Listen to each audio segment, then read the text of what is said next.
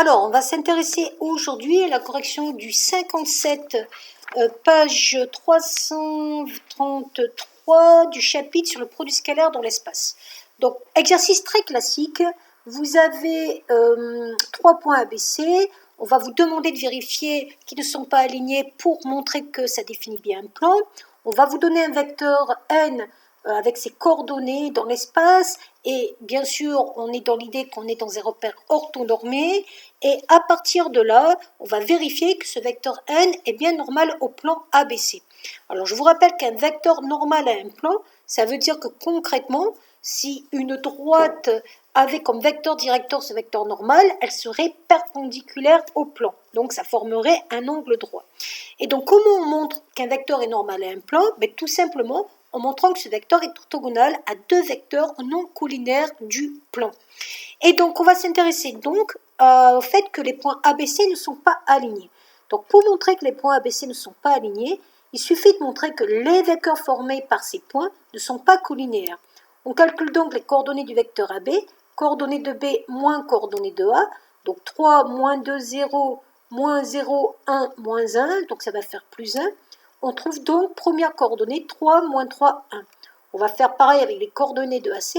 On prend les coordonnées de B moins les coordonnées de A, moins 3, moins 0, moins 2, moins 1, 2, moins 1.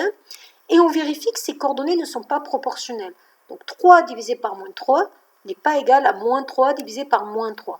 Ça suffit pour prouver que ces vecteurs ne sont pas collinéaires, donc que les points ne sont pas alignés. Donc on va continuer en précisant pourquoi le vecteur normal n serait bien normal au plan ABC. Donc on va essayer de voir si le vecteur n est orthogonal aux deux vecteurs AB et AC non collinéaires. Et pour cela, vu qu'on est dans un repère orthonormé, on va utiliser la formule x' plus y' plus z'. Donc pour appliquer cette formule, on prend les coordonnées de n, c'est-à-dire 1, 2, 3, et les coordonnées de AB, 3, moins 3, 1. Donc on remonte un petit peu. Les coordonnées de AB, on voyait bien que c'était 3, moins 3, 1. Et les coordonnées de n, c'était bien 1, 2, 3. On vérifie que ce produit scalaire est bien égal à 0. 3 moins 6 plus 3, 0. Donc le vecteur n est bien orthogonal au vecteur AB. Et on va faire pareil avec le vecteur n et le vecteur AC. On va utiliser la formule x' plus y' plus z'.